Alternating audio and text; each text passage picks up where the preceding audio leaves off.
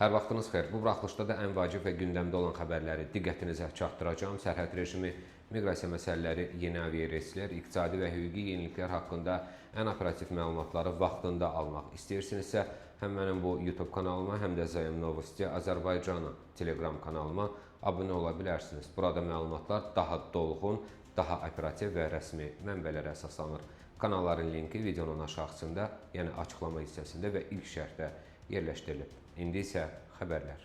Rusiyada miqrasiya qanunvericiliyinə növbəti dəyişikliklər müzakirəyə çıxarılacaqdır. Belə ki, Dövlət Dumasında baxılması nəzərdə tutulan qanun layihəsinə əsasən Rusiya ərazisində və ya xarici ölkələrdə törətdiyi hər hansısa cinayətə görə məhkumluğu ödənilməmiş və ya götürülməmiş əcnəbilər Rusiya vətəndaşlığı, müvəqqəti yaşamaq icazəsi və ya daimi yaşamaq icazəsi ala bilməyəcəklər.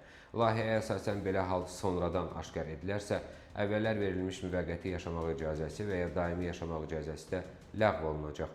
Bu qaydalar qaçqın statusu almış və ya Rusiyada siyasi və ya müvəqqəti sığınacaq verilmiş şəxslərə şamil edilməyəcək. Qeyd edim ki, Rusiya Daxili İşlər Nazirliyinin ən son məlumatına görə 26-cı ilin iyun ayında miqrasiya sahəsində 60 mindən çox hüquq pozma aşkarlanıbdır.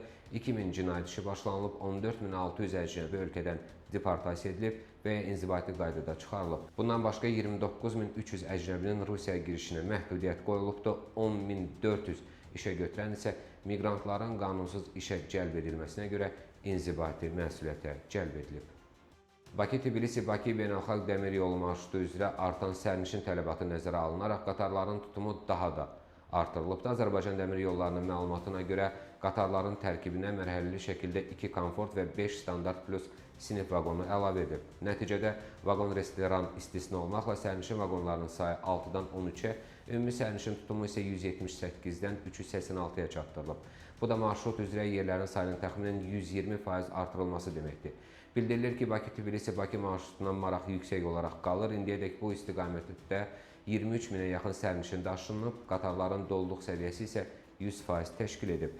Xüsusilə Gürcüstandan Azərbaycana səfərlər üzrə biletlər satışa çıxarıldıqdan qısa müddət sonra tükənir. Qeyd olunub ki, biletlərin satışı, sərnişin axını və doluluq göstəriciləri mütəmadi təhlil edilir. Ehtiyac yarandıqca qatarların tərkibinə əlavə vaqonların qoşulması ilə bağlı tədbirlər görülür. Hazırda da marşrut üzrə növbəti əlavə vaqonların istismara verilməsi məqsədi ilə Gürcüstan tərəfi ilə zəruri texniki və əməliyyat işləri davam etdirilir. Rusiyada miqrantların ölkədən çıxarılmasına əsas verən inzibati hüquq pozmaların siyahısı genişləndirilib. Dövlət Duması ikinci oxunuşda qəbul etdiyi düzəlişlərə əsasən deportasiya və ya inzibati qaydada ölkədən çıxarılma ilə nəticələnə biləcək inzibati hüquq pozmaların sayı 22-dən 45-ə çatdırılıb.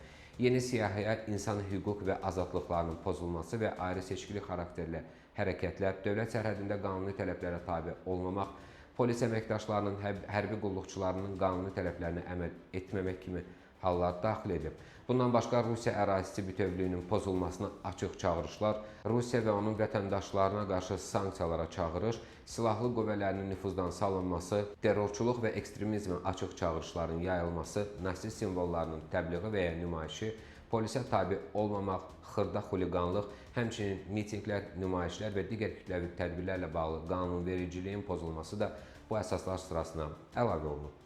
Azərbaycana və Azərbaycandan Rusiya Zolotaya Korona pul köçürmə sistemi vasitəsilə köçürmələr müvəqqəti dayandırılıbdır. Ən son məlumata görə Azərbaycandan Rusiyaya sözü gedən sistem üzərindən pul göndərmək mümkün deyil.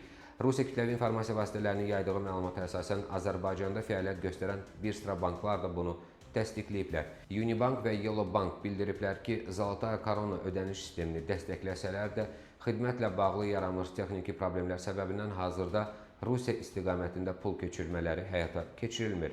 VTB Azərbaycan isə qeyd edib ki, bank bu sistem vasitəsilə köçürmələri emal etmir. Bundan əlavə, Zolotaya Koronanın rəsmi saytında da Azərbaycan artıq pul köçürmələrinin göndərilməsi və qəbulu mümkün olan ölkələr siyahısından çıxarılıb.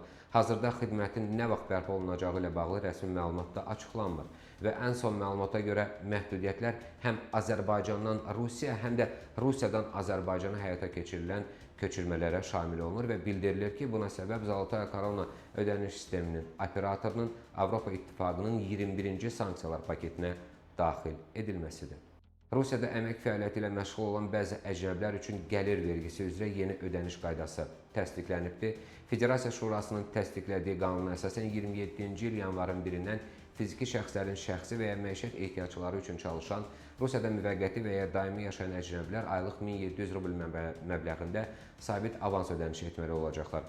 Müqayisə üçün qeyd olunur ki, təşkilatlar və ya fərdi sahibkarların yanında çalışan əcnəbilər üçün bu məbləğ hazırda aylıq 1200 rubl təşkil edir. Qanuna əsasən Rusiyada yaşayan 18 yaşınadək əcnəbi uşaqlara və digər himayəsində olan şəxslərə görə avans ödənişi baza məbləğinin 50% həcmində artırılacaq. Sənədə əsasən miqrasiya orqanları verilmiş daimi yaşamaq icazələri və müvəqqəti yaşamaq icazələri barədə məlumatları vergi orqanlarına təqdim edəcəklər. Bundan əlavə 26-cı il oktyabrın 1-dən etibarən Daxili İşlər Nazirliyi tərəfindən vergi orqanlarına ötürülən əcnəbilərin gəlirləri ilə bağlı məlumatlar vergi sirri statusu ilə qorunacaq.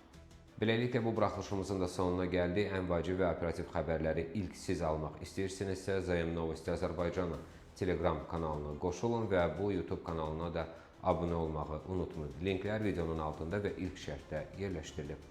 Növbəti buraxılışda görüşənədək sağ olun, salamat qalın.